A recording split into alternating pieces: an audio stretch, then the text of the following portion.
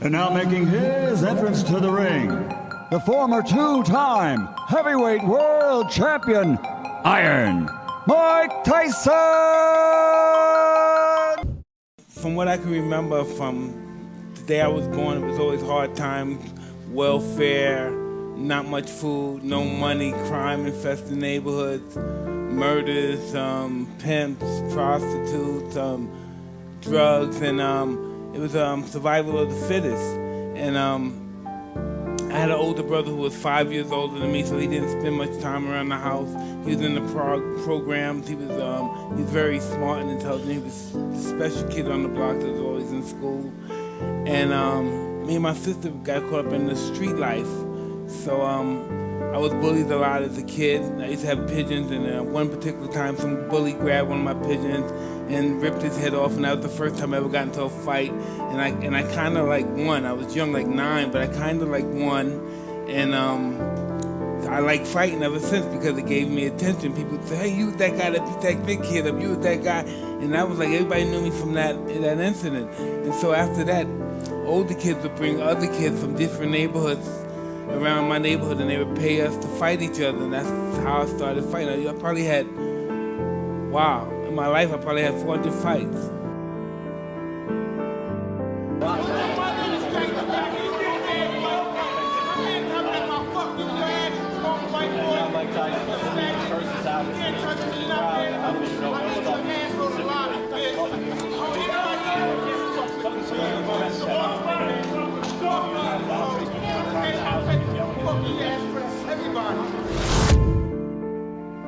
Oh, I've been drugs since I was 9 years old. Wow, what kind of drugs back then? Cocaine, marijuana, alcohol, liquor. Because when I was younger, you know, my mother, who wasn't educated on drugs and alcohol, even though she'd been in college, in order to perhaps get me to go to sleep, I was making a lot of noise, she would give me alcohol.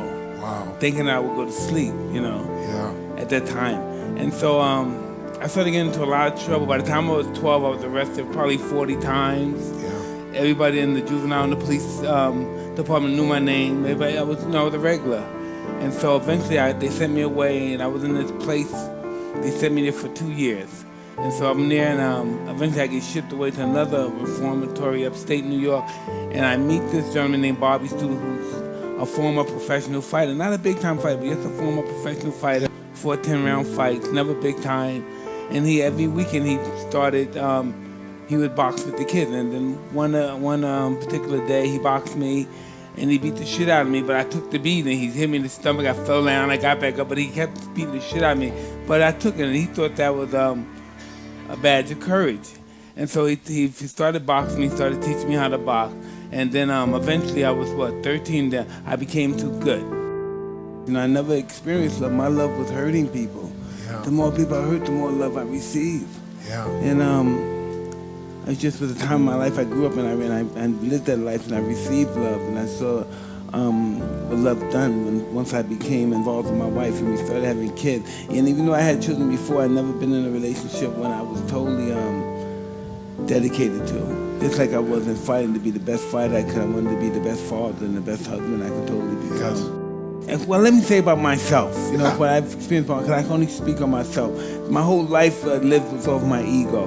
Just I was a megalomaniac with a low self-esteem.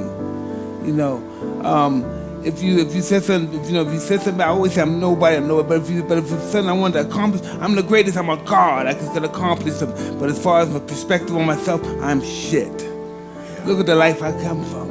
Even though I'm making all the money in the world, but look at me, my mother, my father, they're sex workers. What the fuck am I? Who am I? I'm a piece of shit. But I'm the highest paid athlete in the world. I'm the baddest man so-called on the planet. But that's the low self-esteem that I guess that I received. So I guess that's what worked on my ego. My ego was out of this world. I thought people should carry me. I shouldn't walk. It was just, but that's all I had to succeed. I didn't have no perspective of myself. I just looked at my idol, Jack Dempsey, all these guys, Kid Jockler, and I watched what they did. I watched what they said. Sometimes I said things that are really crude. You know what I mean? That's ironic sometimes. But I said because my hero said. They said it in 1902, so it probably was. You know, by the time they got into the press in America, they had 100 fights since then. But right now, with the way the world is, as soon as you say something, automatically it's around the world. So I would tell people that these guys are kids, I'm immortal, they can never beat me, how dare them challenge. And I would just say all these dreadful things. That's because I had low self-esteem. I would always talk down about others. I'll kill you next time. And it was just all because I was afraid of losing. Oh, absolutely. From custom models' perspective, I look at myself as nothing. I'm just pale, and I'm willing to do anything to myself to improve, to be the best. I'm willing to sacrifice my body. I'm willing to sacrifice my psychological health to just be the best in the world. And that's what really sacrifice is. You really have to sacrifice your life, regardless if it's a marriage. Sometimes you have to sacrifice your life for a marriage, or sacrifice your life for a goal you want to accomplish. And that's the goal the rules that I've always taken, is sacrifice and be objective. Wow, oh man, in all due respect, this is just, my mission is just to destroy everyone.